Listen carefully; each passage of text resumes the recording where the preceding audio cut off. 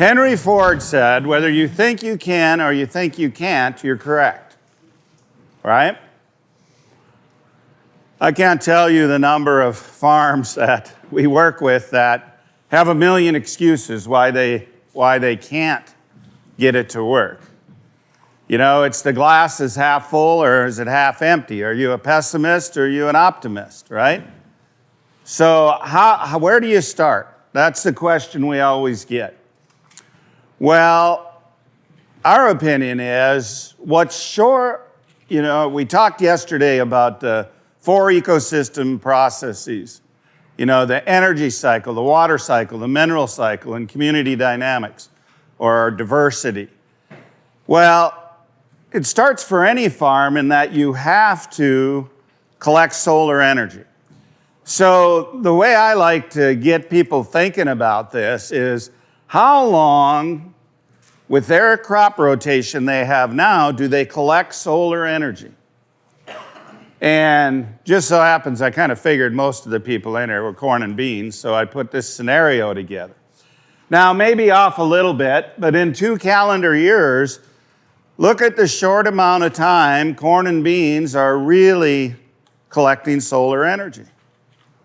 Okay? Now, think of the diverse prairie ecosystem Joe has out here as we look out this window. How long is that collecting solar energy throughout a 2-year period? Right?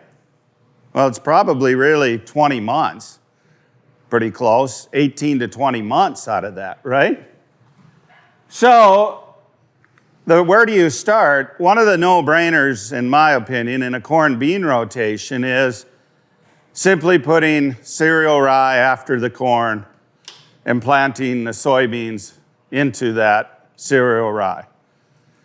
Now look, you've added considerable length of time over that previous scenario where you're collecting solar energy, right? Now, we're not talking about diversity here, but this is simple steps to start, okay? Now, if you really want to advance your soil health, simply putting rye in, it's the first step. It's kind of where to start for most corn and bean producers. Yesterday, we saw a good example of what Joe's done with his 60-inch paired rows and being able to put a cover crop between. I would not recommend people start there. You need to get soil health advanced first, need to get some weeds in check, need to heal soil. Now, I should back up a minute. Where to start? You said you started doing some no-till, okay? If at all possible, we're going to move people to no-till as quickly as possible. Now, that doesn't mean you have to go out and buy all new equipment. You know, we can make things work. That depends on economics, etc. One of the reasons people think that it's expensive to go down the regen path is they think they got to go buy all this new equipment. That's just not true. Most of the equipment today can be used. Right, Grant? You can make it work. Yeah. So I want to step back and say that. So we added rye, but the next step, I think for most people would then be to add a small grain into the rotation. And you said you do some small grain, correct? Yep. Because then it's going to give us more options. It's going to give us that window of time, in this case I put winter wheat in there, to plant a very diverse cover crop mix. Now look in that 3-year rotation there, how much solar energy you're collecting compared to that original corn bean system. This is where it has to start. You start corn bean with our clients, we recommend cereal rye, following corn, plant the beans into it, then you start diversifying. Now you got to be a little bit careful. This rye here, you don't get volunteer rye in your winter wheat. They're not going to like that. But usually you can take care of that in the soybean crop in between there. Okay? Where do you integrate cattle? They can certainly graze a bit early on You know, maybe not so much here, but early that next year. You can also graze them on winter wheat, and here's the real ticket, grazing these diverse covers.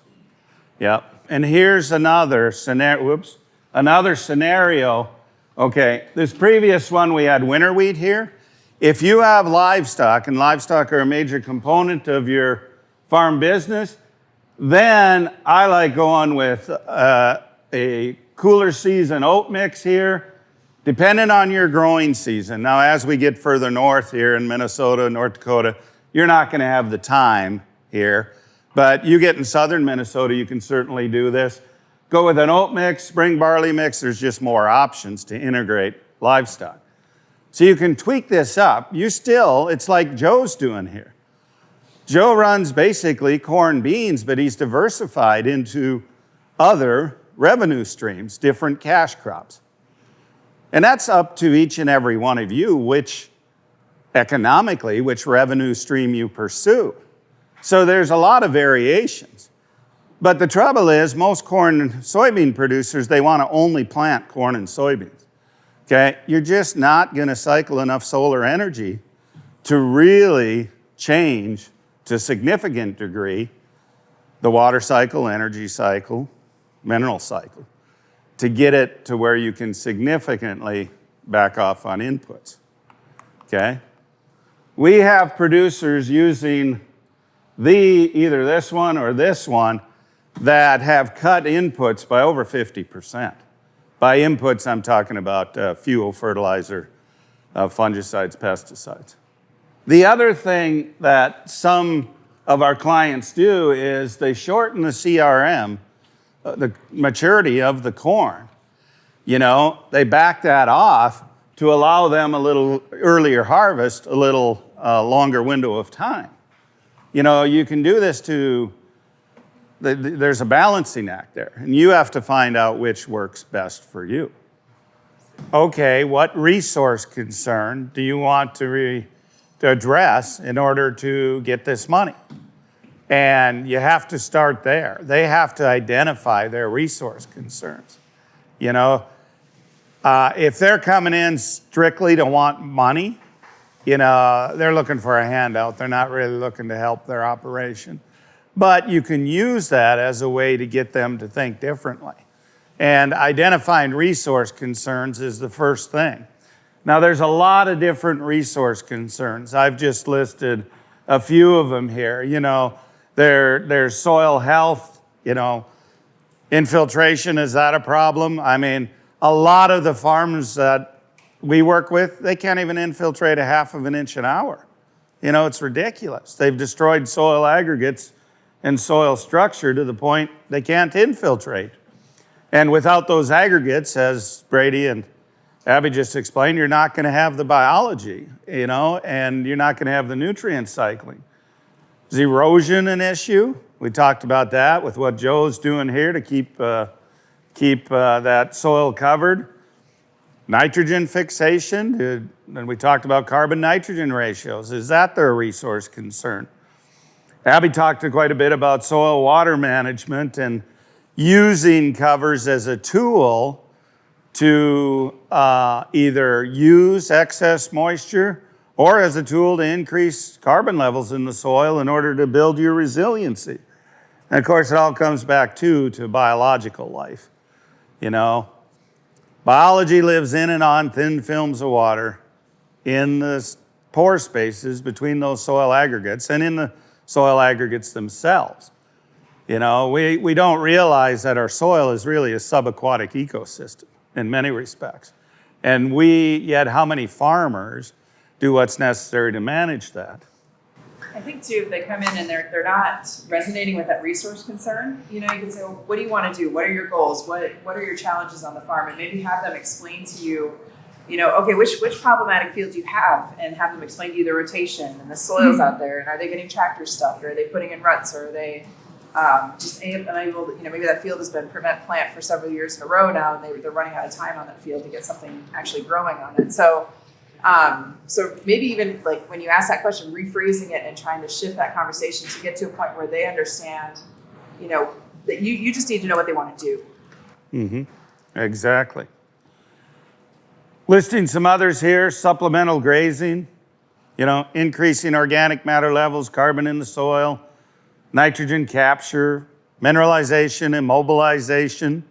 Become familiar with those terms and how we can use covers as a tool to release nutrients at a time that is desired into the cash crop.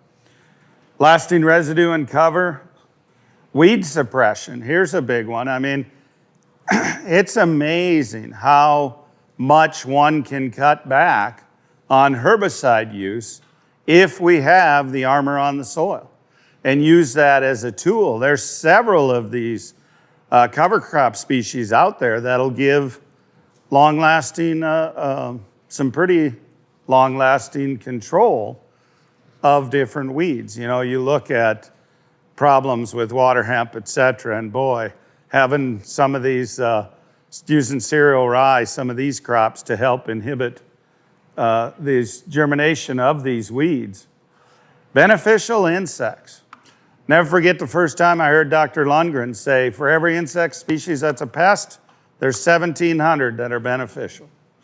Why do we as farmers and ranchers spend all of our time worrying about a pest when all we need to do is provide the home and habitat for the predators that eat that pest? I can honestly say the last 20 years, I've spent zero time worrying about pest insects on my ranch. The predators will take care of them.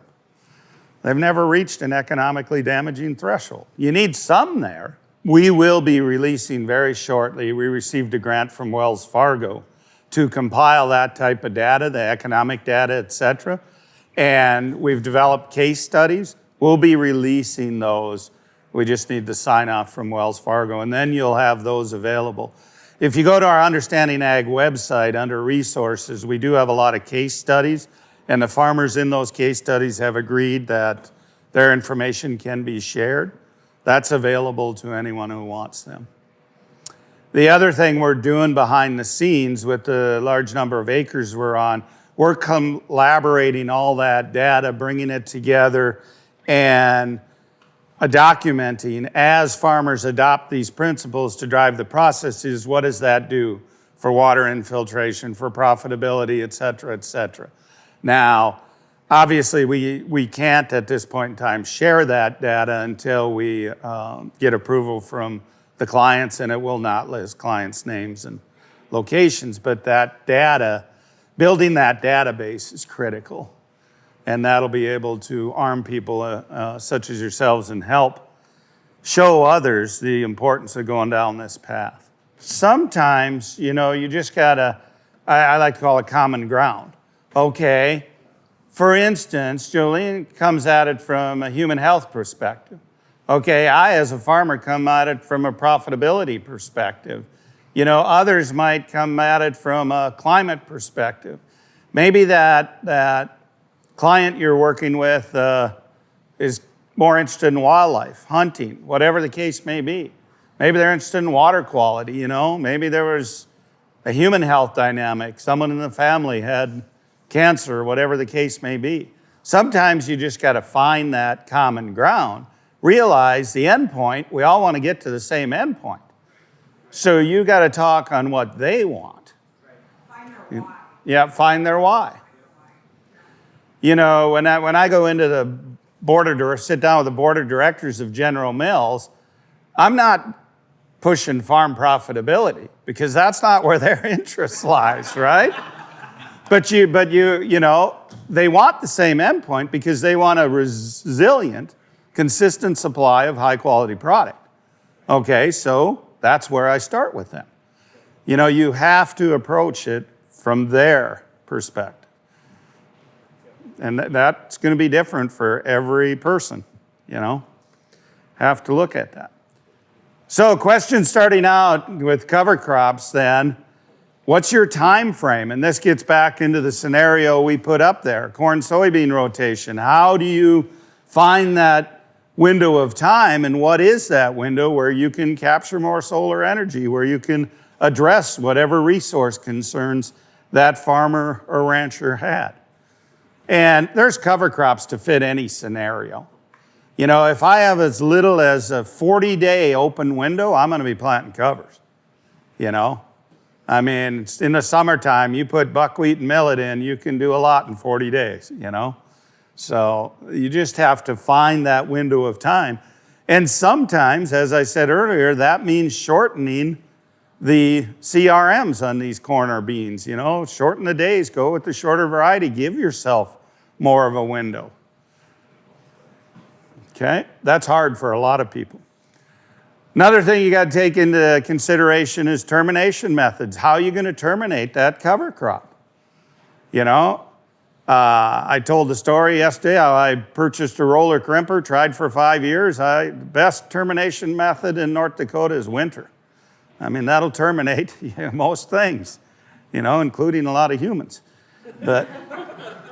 But, you know, are you organic or not? Is herbicide an option? What's your termination method? And Abbey talked about that. Use that to your advantage. You know, we can use livestock to maybe set back a cover crop, okay? Livestock to terminate a cover crop? Usually no. It's not going to terminate it, but it can certainly set it back, unless it's in anthesis. So you have to work with the client, though, what termination method best suits their means. If it is a roller crimper, that's going to narrow up your species diversity, okay? Because they have to be at the right stage in order for rolling crimping to terminate. Other considerations take in site prep. Early weed control is essential. I can't tell you the number of people who try to go in and seed a cover without making sure they got the weeds under control. Then pretty soon, here they had this nice diverse cover crop mix and it's full of weeds. And yes, weeds are forbs and plants that can do some good, but you know, in most agroecosystems, we don't want to see those take over. So do you initially, one of the things I recommend with growers is don't change your herbicide program to fit your cover crops, but fit your cover crops to your current herbicide program. Like wherever they're starting, sometimes that's a good space to be, because I've seen some herbicides get dropped out of the system. They lose coverage and they focus on trying to get these cover crops that they want in there. But there are plenty of cover crops to choose from, so they can stick with their herbicide program that they know is working, and then fit the cover crops into that, and then the system later as they get more experience. Good point. And that one there is another reason why, for early on down this path, I just do not recommend the seeding cover crops into a cash crop, not till you get things under control. Timing and species, you got to make sure it's the right growing season for the covers, you know, and warm season, cool seasons, etc. Crop rotation, diversity needs to be taken into consideration. I shared the example yesterday of the winter wheat being harvested and them only seeding radishes and turnips, you know.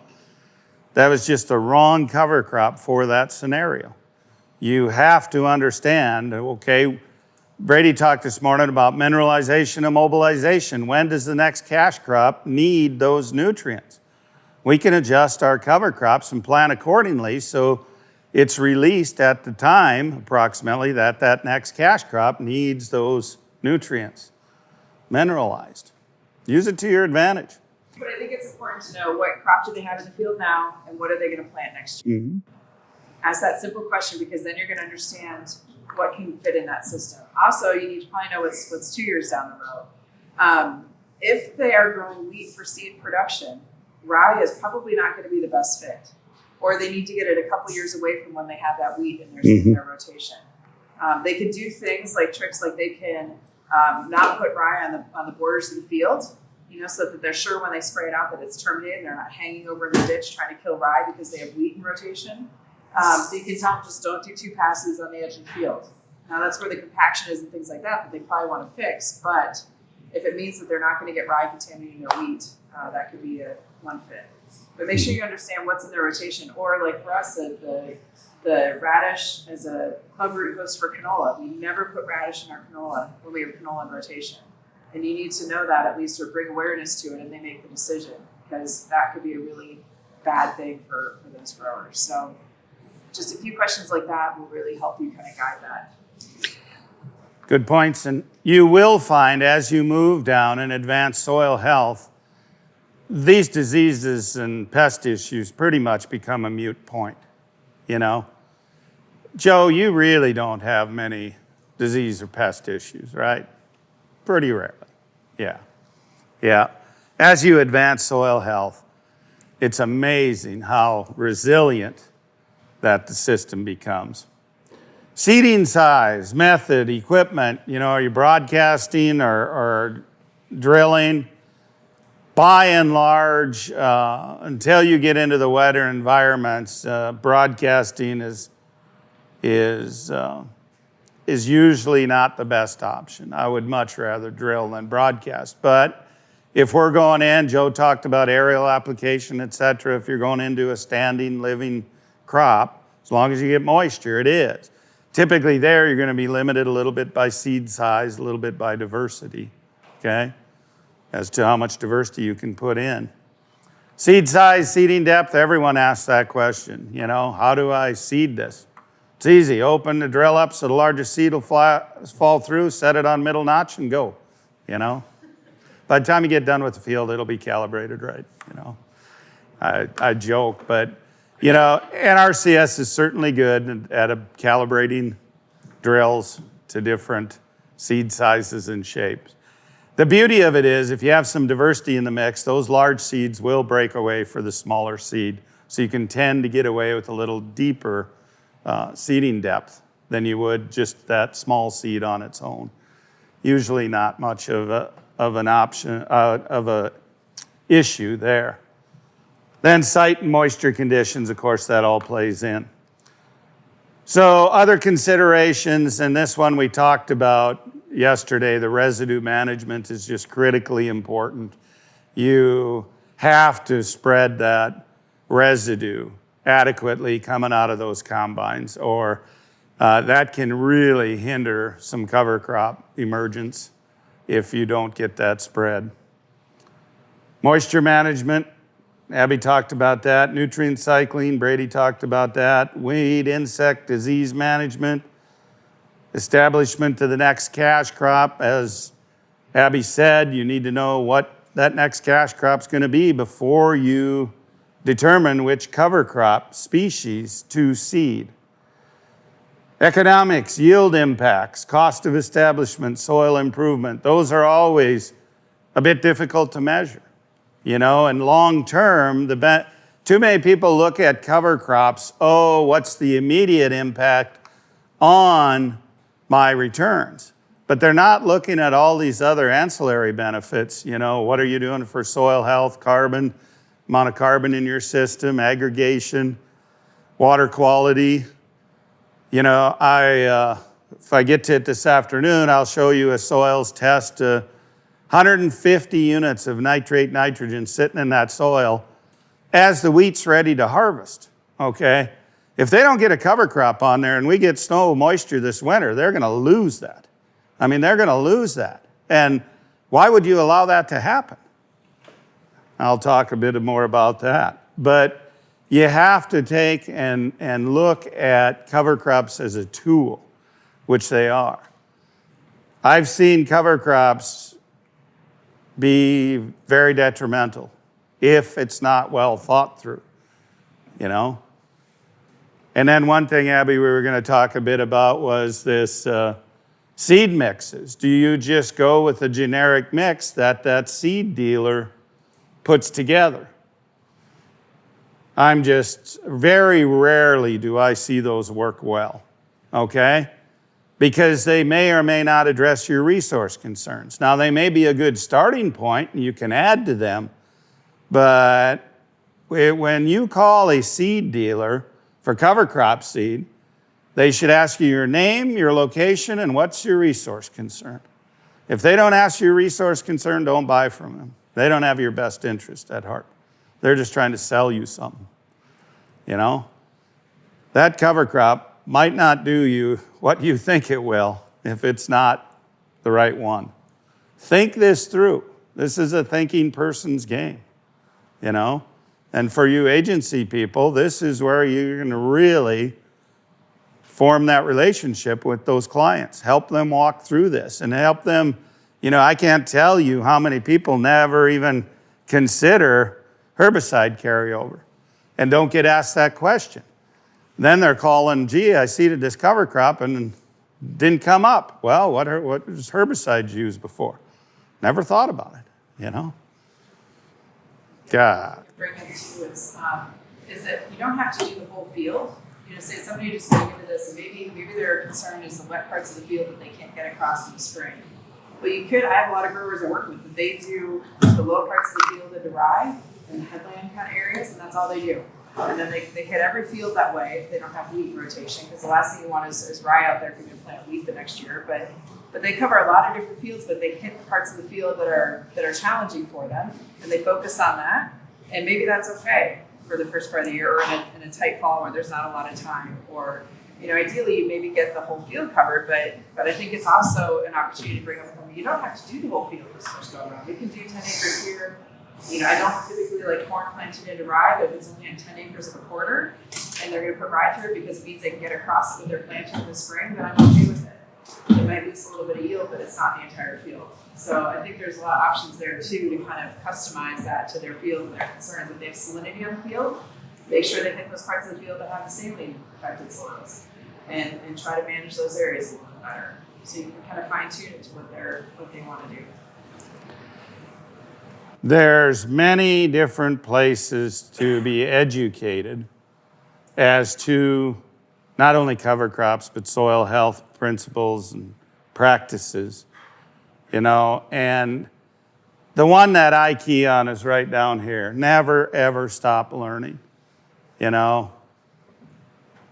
For whatever reason, a lot of farmers get very comfortable and they just, this is the way I've been doing it, Tell you a little story about that. So I was speaking in northeastern Colorado, and I had a young guy come up to me and he said, Gabe, I like what you said about diversity.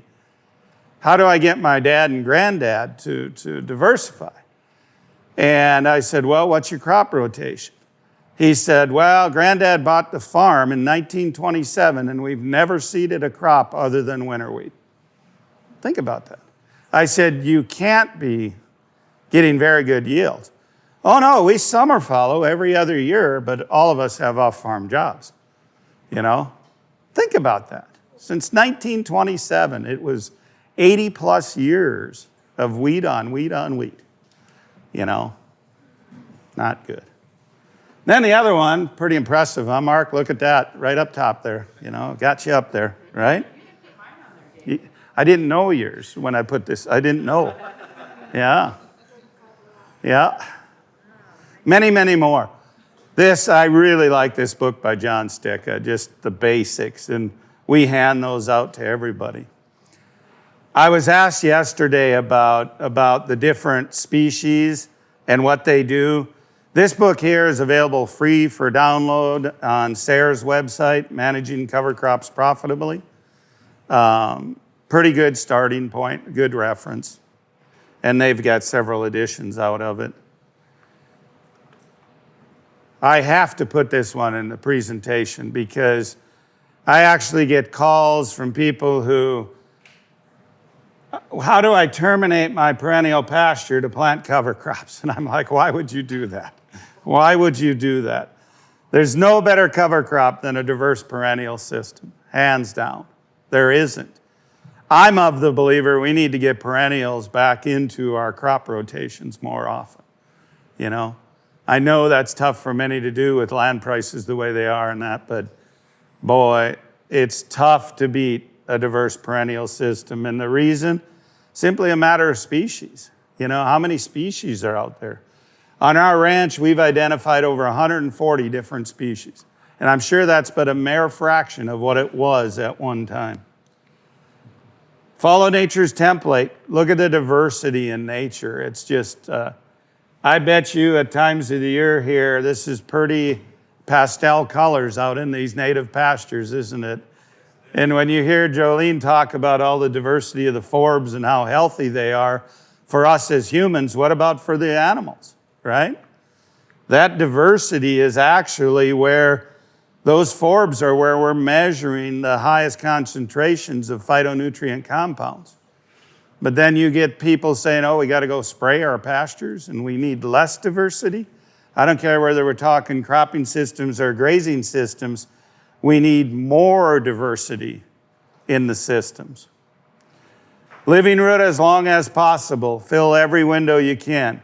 So I just listed here, I'm not going to spend much time on this, but there was questions yesterday afternoon about putting together and identifying cool season and warm season species. So most all of us are familiar with these right here. I have to stop and say one other thing economically. I really think that a lot of farmers are missing major opportunities that are available. Anybody know what winter triticale seed is bringing right now? Over 50 cents a pound. Think about that. Okay, you want to grow a wheat crop? Go ahead, but I'm going to grow one that's worth a hell of a lot more, right?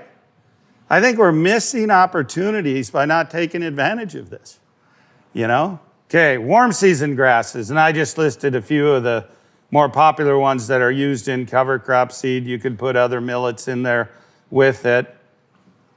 Cool season broadleaves, Joe talked about the oilseed radish that he grows. Turnips, kale, collards, they're all different species to get some diversity. Now, as Abbey stated, these are non-mycorrhizal by and large, so they have a lot of benefits. Use them in cover crop mixes. Just be aware, you know, that you'll want to seed some mycorrhizal compatible species before and after these.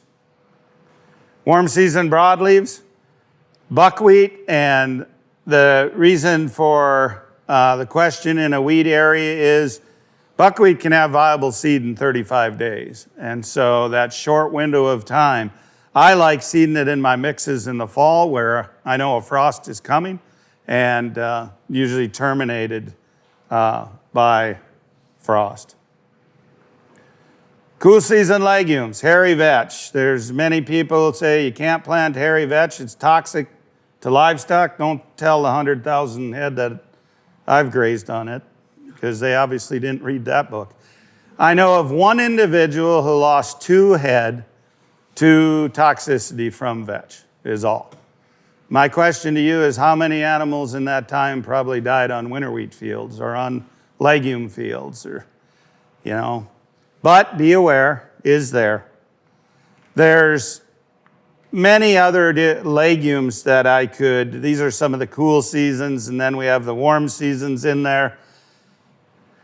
I just caution, you can cycle a lot of nitrogen with legumes, but I caution for the reasons Brady discussed this morning about the overuse of legumes in some of these mixes, okay?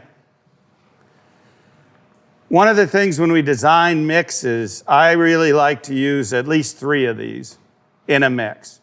You know, it's rare. I don't go in with just grass species, just legume species, just forbs or brassicas. You really want to diversify these mixes where at all possible, if it fits in with your crop rotation and herbicide plan, because you are going to get a benefit from it. Now, I really dislike, Abby and I talked about this, putting pounds down, seeding rates. That's going to vary depending on where you're at, your moisture conditions, etc. But this is a cool season cover crop mix. You had asked me about species for grazing. This is one that I graze extensively in June, in particular in my area. I can get in and seed this when the ground temps are very cool, and it produces some fantastic early growth. And look at what I got in there. I got grasses, I got legumes, we got broadleaves in there. Plantains in there, it's a natural wormer. And I haven't used wormer on any of our species, including our dogs, since 2009, so long time. Yeah. So one of those things, when you look at that mix, say you start with that as your base, but the farmer says it's not going to broadcast it, then which one would you cut out of there? Peas, right? You can't really broadcast a large seed. And so if you're looking at this as like an aerial application versus a drill, that's where you can kind of tweak what's in that mix and make it fit for what they're doing. And we could certainly substitute crimson clover in there or something in place of the peas. I myself, personally on my own ranch, I try and keep cover crop seed costs, between $20 and $30 an acre. And I can do that, Now, I will say one thing, like the hairy vetch now, you talk about a cash crop worth some money, it's $2.40 a pound right now. I've been growing it for seed now for 28 years. And so I have my own seed to use. It's acclimated to my environment. So, yep. All of this is very easily grown except for the plantain kale in our environment for seed. Okay, here's a warm season mix. And the question was wintering cattle or sheep on cover crops. This is one of my base mixes. However, for wintering, I would pull the cowpea, soybean, and the millet out of there. And instead, I'd put hairy vetch in there because hairy vetch is very cold tolerant. It's got to get down to 15 degrees in order to really kill vetch. But this type of mix, I got some economic data I can show you. We can crank 3.5+ pounds a day gain on grass finishing cattle on this mix, under high bricks, healthy soils. Works very well. And I will show you some Kevin Sedovic NDSU data that shows the nutrient quality of some of these species in the winter. One of the things too is you're designing mixes for something like interseeding, whether it's in sunflowers or corn. Watch out for those species that grow up, stalks and things like that, because that can make it difficult to harvest. So think too about the physiology of the plant. Does it grow low to the ground? Is it something that if you broadcast it into soybean, you can harvest over because it won't have a lot of growth vertically? Or does it wrap around stalks where it would create an issue? Or if they're planting into it, are the it's a pea residue from the vines that like Joe has seen as when he was putting stuff in biostrip till, can that wrap around planter equipment? And so think a lot about that physiology of what's going to be left there the next year, but then also how it's going to behave as a winter seed, something like that too. Great point, Abby. Thank you. So this gets to, many of you have seen this. This is work by Dr. Tillman, University of Minnesota. Plant biomass on the left, excess species diversity. People always ask, well, how many species do I need in my cover crop mix? Well, I tell you what, I'd sure try and get 7 or 8 if possible. Look at the difference in biomass production, and then you ask yourself, okay, then why, as ranchers, are we out there only planting sorghum sudan grass or only millet in a mix? Makes absolutely no sense. That's not how nature functions. So that's species diversity. Now, to answer your question about the trees and shrubs, we also have functional diversity. So functional diversity is grasses, legumes, forbs, trees, shrubs. Those are functional groups. As we increase functional diversity, we're also going to increase biomass production. Hence my rule of 3, why we want at least 3, okay? Now here where Joe's at, obviously trees are not, there's not a lot of trees indigenous to this area, so except along your riparian areas, so they don't play in as they would in other areas with silvopasture, et cetera. Okay? So that's why in these diverse mixes, we make sure and have at least 3 of those functional groups in there. As is above, so is below. We don't pay enough attention in cropping systems about the type of roots that we have, fibrous roots, tap roots. Are they addressing all areas of the soil profile? Joe is a lot kinder person than I am. I do not allow soil pits to be dug on my land, and he told us yesterday that he did. Only once? Okay, good. Then there's still some hope. You may still be allowed to remain my friend. So. Okay, well, then I can see it. Yeah. Yeah, but it is amazing digging a soil pit in a diverse cover and seeing the difference. I mean, you can find in healthy soil, you can find roots 6-8 feet, even on annuals, which is really good to see. And of course, you know, we all know what roots do, and I got to show this picture because I just love that intermediate wheatgrass plant. But look at the root biomass there. And then, you know, we really think in annual systems we're not going to be deficient in carbon. You know, man, there's no way we can cycle, you know, have carbon like that, our annual systems. And what we're really trying to do, I talked about it this morning, optimize that solar energy collection. As you have the diversity of species, you're going to optimize the capacity. You know, one of the things we do with our clients is we walk out in their fields and their pastures, how much sunlight is hitting the soil surface? Our goal as farmers and ranchers have to be to intercept all the sunlight we possibly can, because that's what's going to drive the system. Now, as you advance soil health, you're going to increase the rate at which those plants are able to photosynthesize. And when you get both those humming, it really helps drive the system. This was talked about a little bit yesterday, how different plant species will pump varying percentages of the carbon compounds into the soil. You know, that depicts a flax plant on the left and then a sorghum plant, flax plant, sorghum plant. You know, that is a major difference, 30%, 70%. So if you're trying to cycle more carbon, having those species in the covers, in your crop rotation, that will cycle more of that carbon into the soil, definitely worth it. I just had a slide in there about herbicide restrictions. And there are some very good websites that list herbicides and restrictions. I should have listed them here. I'm just going to show a few examples of what Brady talked about this morning. This is a friend of mine, lives about 20 miles north of me, went no-till. 5 years later, he calls up, got to start tilling again. You could see all 5 years residue still there. You know, he had corn, sunflowers, winter wheat, spring wheat, barley, all still there after 5 years. Well, as we discussed this morning, he didn't have a residue problem. He had a carbon-nitrogen ratio problem. Way too much carbon, not enough nitrogen to feed that system. So what he started doing is, after wheat harvest, went in there and planted peas, 2 pounds of daikon radish. That radish sucked up that nitrogen, any residual from the wheat crop plus from the peas. Here it is the following spring. That radish tuber breaks down, releases that nitrogen. That's the nitrogen to break down the residue, the carbon-nitrogen ratios. It's not a residue problem, it's a carbon-nitrogen imbalance. So then he added peas to his rotation. Problem solved. Didn't have to do any tillage.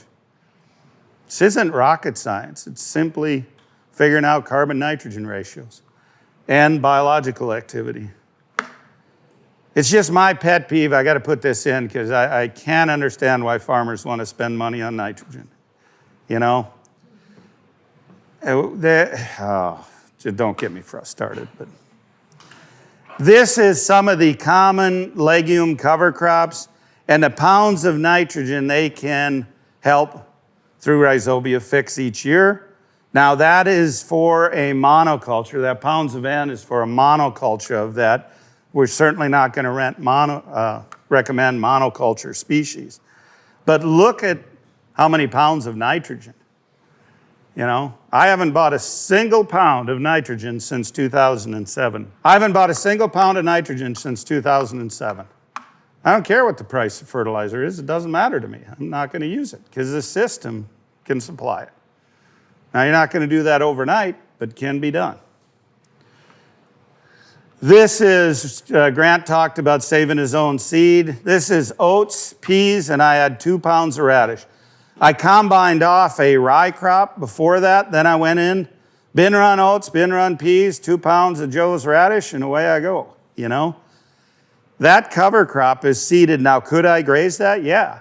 But it's seeded there just to cycle solar energy into the fall. And those are very cold tolerant species. You know, we can we can cycle a lot of carbon and solar energy for a long period of time following that cash grain harvest. Got phosphorus issues? Add some buckwheat. Here's a warm season mix I really like if I have a short window of time. Cowpea, proso millet, buckwheat. Not a tremendous amount of diversity, but look, I have a grass, I have a legume, I have a broadleaf in there. Simple, cheap too. This is how it all started for me way back in the mid-90s. After a hailstorm, I threw cowpea and Sudan grass together, and man, it just works. So I want to just quickly go through this scenario. So I harvested off a cash crop here, early harvested cash crop, late July. Now, not a lot of moisture. We had 2 inches of moisture from the time this cover crop was seeded until that photo was taken on September 14th. But look at the growth on that. That's a lot of biomass. Then I've got options. This is a group of grass finishers we put in on there. Here's them grazing. We're moving them daily. And I want to show this next photo. We're letting them select for energy. They're only taking the very one bite, okay? And then we move them. But look at that amount of biomass I'm putting down there. That's my weed control for the following year's corn crop right there, okay? Here's what those 107 finishers did on there. They averaged 4.05 pounds average daily gain. We killed them coming off this at 1,176 pounds live weight. Here's the economics of that. We were given $1.10 per pound on that. That's net profit, $348.97 just from that one grazing on those animals. Most importantly, what did that do for soil health? Now, I had to throw this slide in there. People say, how often should I move my livestock? This is one of the most astonishing pictures I ever saw, and I wouldn't have believed this, except it was one of our consultants who was working with this client and took these photos. They had a cropland field, and they moved across part of it every 2 days and the other part every day. Look at the difference. That's after one season. One season to see that kind of change. That's pretty amazing. Pretty obvious which has higher soil health. See, it was simply higher stock density. So you ask, what can livestock do to a system? Man, look at that. Look at that. That's pretty amazing. I wouldn't go out and tell everybody they can do that in one season, but that's pretty amazing. This photo I took in November, look, those brassicas are still alive. I guarantee we froze 50 times minimum before that photo was taken, but look at that. Still capturing sunlight in November. This is our cow-calf pairs going across covers in December. And here's some work that Dr. Sedovic did at NDSU. He tested these forages in August and then again in late November. Look at that hairy vetch that calf is eating. I guess it's going to fall over dead tomorrow, but no, it didn't. That was a joke. Come on. 18% crude protein still the end of November, 70% TDN. Oh, I'd rather go write a check for supplements, huh? Come on. Look at that. Okay, he found that millet lost its nutrient value both in crude protein and TDN quickly after a frost, but not the sorghum Sudan. The sorghum Sudan held on to those, both protein and TDN. Now radishes, still 14% crude protein, 70% TDN. If you see your cattle, livestock eating radishes like this, you've had them on there too long, okay? We use radishes more for soil health and to cycle nitrogen rather than feed for livestock. Allow your livestock to do what they do best. If you don't think your livestock should be out grazing in the winter, go open the gate, see where they want to be. I guarantee they'll walk out of the corral. I'll guarantee it. Animals have 4 legs for a reason. Okay, showing you about some weed suppression. This is an interesting photo. There was peas on both sides of this tree row the previous summer. After the peas were harvested, a cover crop was seeded on the left. Then it was grazed by livestock during the winter. On the right, no cover crop. This is the following spring. Okay, think of that. Both harvested peas, then you grew a cover crop, enhancing soil health, plus you fed livestock on it. Here, there was a spray done in the fall, plus they're going to have to do a spray before they seed in the spring.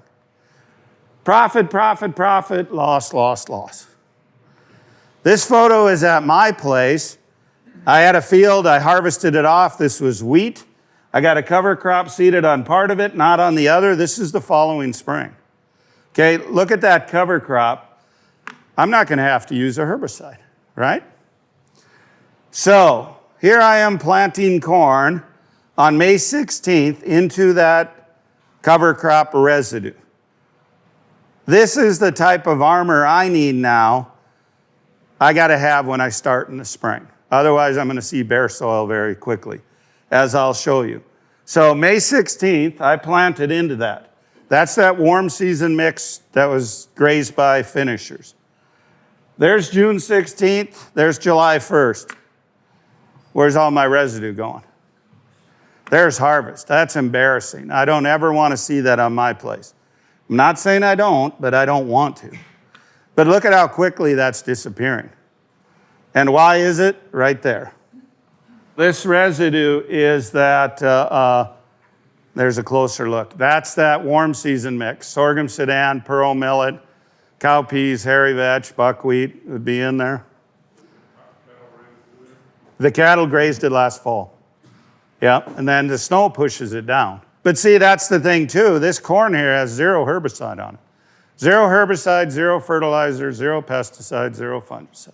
No disturbance from, well, the disturbance is right here.